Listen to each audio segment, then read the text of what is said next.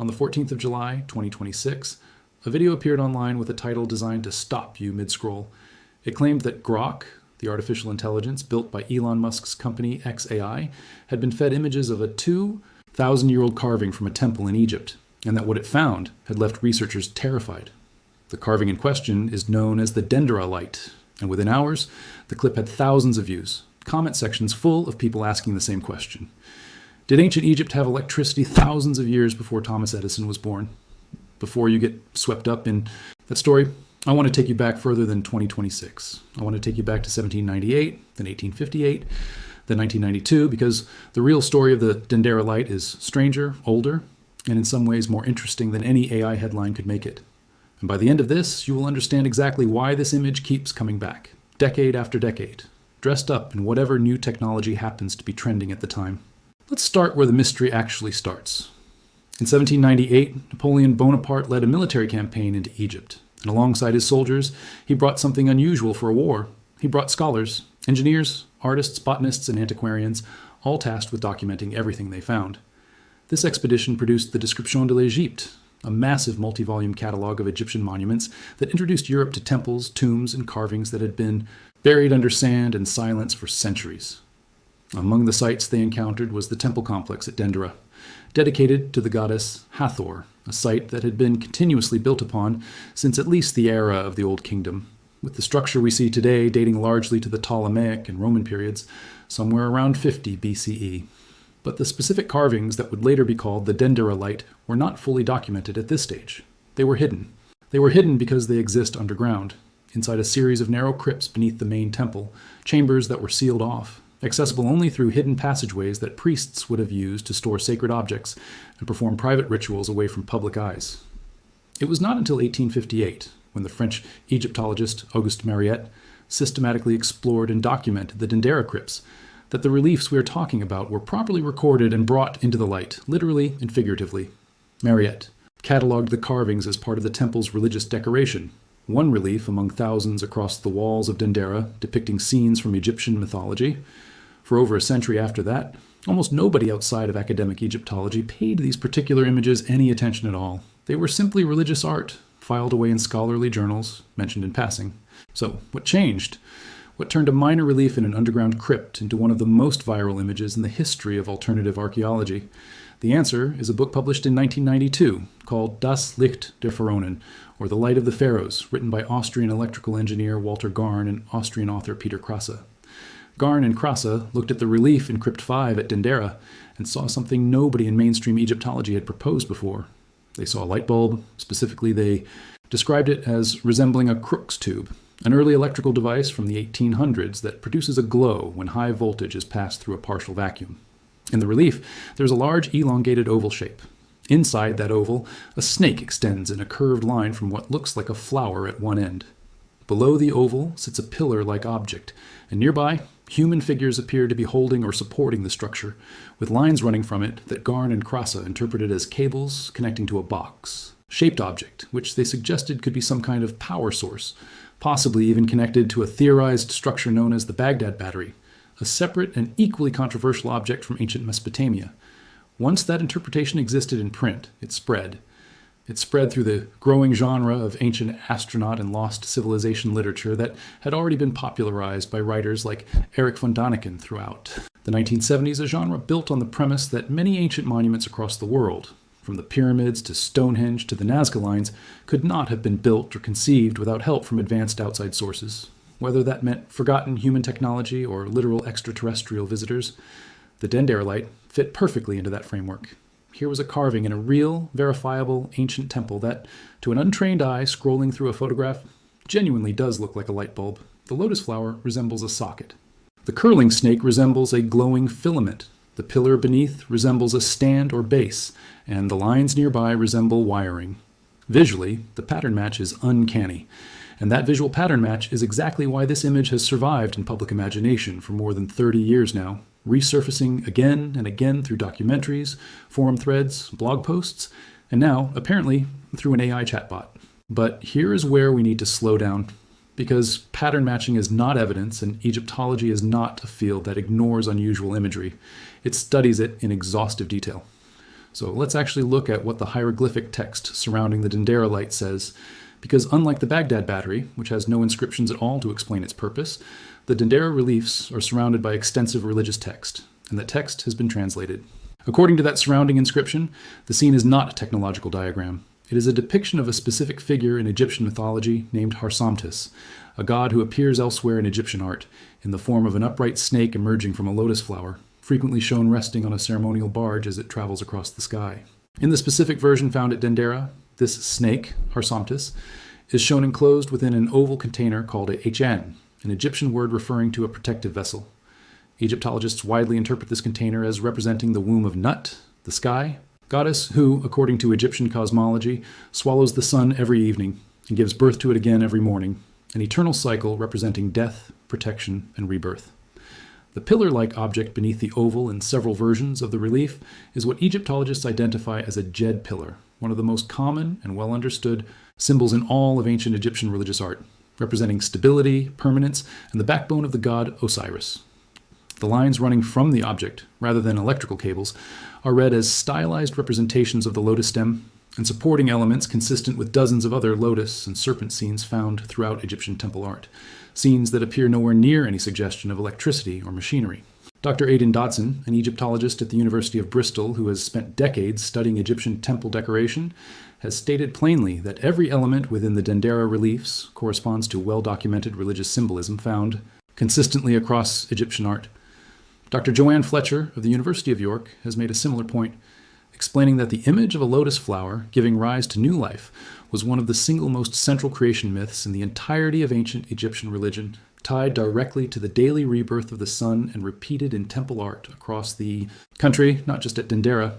In other words, this is not an isolated, unexplainable image. It belongs to a well-established visual language that Egyptologists can read fluently, the same way you can recognize a nativity scene in Christian art without needing to interpret the ox and the manger as evidence of ancient farming technology. Now, some proponents of the electrical theory have adapted their argument over the years in response to this criticism. Rather than claiming that ancient Egyptians used light bulbs for everyday illumination, a newer version of the theory suggests that the light seen in these carvings depicts a secretive ritual, something known only to a small circle of priests granted access to the sealed crypts beneath the temple, performed as part of New Year ceremonies. According to this reframed version of the theory, the relief actually shows a three-stage sequence. In the first scene, a kneeling figure supports the bulb-like object, while three wavy lines emanate from the snake inside it. In the second scene, the object is held up by a D-jed pillar, and four wavy lines appear. In the third scene, the object rests directly against an upright D-jed pillar, and five wavy lines are shown. Proponents argue that the increasing number of waves across the three scenes represents a kind of vibrational frequency building in intensity, evidence, they claim, of an energetic process too complex for ordinary religious symbolism to explain. It is a genuinely creative piece of storytelling, but it runs into the same fundamental problem that the original theory does, and it's a problem that has never gone away no matter how the explanation gets reworded. There is no physical evidence. Not one glass fragment consistent with a bulb enclosure has ever been recovered from Dendera or anywhere else in Egypt. Not one metal filament, socket, wire, or conductor has been found in the archaeological record from this period. Archaeologist Kenneth Feder, who has written extensively on fringe archaeological claims, has made this exact point, arguing that if ancient Egyptians genuinely possessed functioning electrical lighting technology, we would expect to find the physical remnants of that technology somewhere among the thousands of Egyptian sites excavated over the past 2 centuries, the same way we find broken pottery, tools, jewelry, and every other category of ancient object in abundance. Instead, we find 0 components, not a single wire, not a single bulb fragment, nothing. There's also a broader issue with the interpretation method itself, something researchers sometimes call the "it looks like" approach to ancient history. It works like this. You take an image from thousands of years ago, remove it from its cultural, religious, and linguistic context, and compare it visually to something from the modern industrial world that happens to share a similar outline. A snake next to a curved oval looks a little like a filament inside a bulb, so it must be a bulb. But by that same logic, you could look at the ancient Egyptian symbol of the sun disk between 2 outstretched wings and argue it depicts a fighter jet. You could look at spiral petroglyphs found across multiple ancient cultures and argue they depict galaxies observed through telescopes that didn't exist yet. Visual resemblance across thousands of years of cultural and technological distance is an extremely unreliable method for reconstructing what ancient people actually believed and understood, especially when, as is the case at Dendera, the ancient people themselves left us a written explanation carved directly into the stone around the object in question. And that explanation does not mention light, electricity, or power in any form. It describes a god, a goddess, a birth, and a cycle of renewal. So why does this keep happening?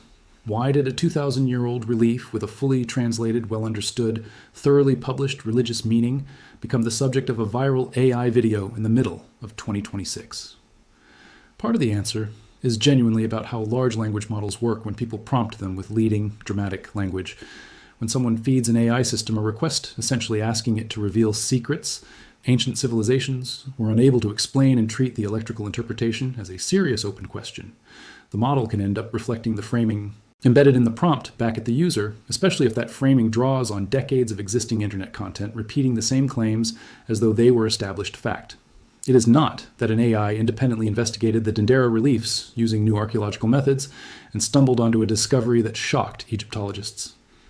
It's that 30 years of fringe literature, documentary content, and forum discussion already exists online describing this theory in exhaustive, confident detail, and a language model trained partly on that content can reproduce the same narrative style if prompted to. Feed a system a script that already assumes the conclusion, and you tend to get a script back that confirms it. The other part of the answer is simpler, and it's about us, not about Egypt or artificial intelligence at all. Mysteries are addictive. A locked crypt underground, sealed for 2,000 years, containing an object that looks unmistakably like something in your own house, is a genuinely compelling image, regardless of whether the underlying explanation turns out to be electrical engineering or religious mythology. Human beings are drawn to stories that suggest the past is hiding something from us, that official explanations are covering up a more exciting truth, and that we, the audience, are being let in on a secret nobody else has figured out. Yet, that instinct isn't new. It long predates the internet, predates television, predates even the printing press.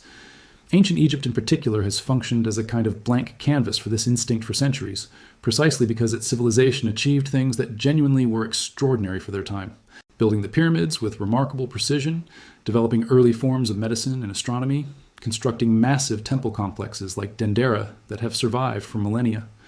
When a culture demonstrates real, verifiable ingenuity on that scale, it becomes very easy for audiences to believe that maybe, just maybe, they went even further than the history books say, and that the proof is sitting right there in plain sight, carved into a wall, waiting for someone or something to finally decode it correctly. It's also worth understanding exactly what the Baghdad Battery is, since it keeps getting pulled into this conversation as supposed supporting evidence. Discovered in the 1930s near Baghdad and dated to somewhere between the 3rd century BCE and the 3rd century CE, it consists of a small clay jar containing a copper cylinder and an iron rod. German archaeologist Wilhelm Koenig first proposed in 1938 that the object could function as a crude galvanic cell if filled with an acidic liquid like vinegar or wine, producing a small electrical charge. Modern replicas have shown that this is technically possible. The object can produce a weak current under laboratory conditions. But possibility is not the same as proof of original purpose, and the leading archaeological explanation remains that the jar was most likely used to store sacred scrolls, a function consistent with similar containers found at the same site with rolled papyrus still inside the M. Notice the pattern here. Two separate objects from two separate ancient civilizations, separated by hundreds of miles and possibly centuries in time, get linked together into a single unified theory of ancient electricity, even though neither object on its own has strong evidence supporting an electrical function, and neither civilization left behind any writing describing the harnessing of electrical current for any purpose at all. This is a recurring pattern across what researchers sometimes call ancient technology claims more broadly. The same handful of objects get cited again and again across different documentaries and different decades, reinforcing each other's credibility purely through repetition rather than through any new physical evidence. The Dendera light gets cited alongside the Baghdad Battery. The Baghdad Battery gets cited alongside the Antikythera mechanism, an actual and genuinely remarkable ancient Greek astronomical calculator that, unlike the other two objects, does have overwhelming physical and mechanical evidence supporting its function, since archaeologists actually recovered its bronze gears. When a claim about ancient technology has real supporting evidence, like the Antikythera mechanism does, it tends to get folded into the same conversation as claims that have none, and the presence of one genuinely extraordinary, well-evidenced ancient device ends up lending unearned credibility to two others that are built almost entirely on visual interpretation and speculation. Eric von Daniken's influence on this entire genre is also worth understanding. because it explains why so much of this content follows an almost identical structure decade after decade. Von Daniken's 1968 book, Chariots of the Gods, proposed that numerous ancient monuments across different, unconnected civilizations were either built or inspired by extraterrestrial visitors, arguing that ancient peoples lacked the knowledge or capability to construct these things independently. The book became an enormous commercial success, selling tens of millions of copies and spawning documentaries, sequels, and an entire subgenre of alternative history content that continues to this day. Scholars in archaeology and anthropology have widely criticized von Daniken's work for relying on this same it-looks-like method, comparing ancient art and architecture to modern. Technology based on superficial visual resemblance while largely ignoring or dismissing the substantial archaeological, textual, and engineering evidence that explains how these structures and images were actually created by the people who lived at the time. Garn and Krause's Dendera light theory, published in 1992, sits squarely within this tradition, applying the same interpretive method von Daniken had already popularized to a specific new image. None of this means ancient Egypt is boring once you take the electrical interpretation off the table. If anything, the real story is more impressive, because it tells you something true about how this civilization actually thought.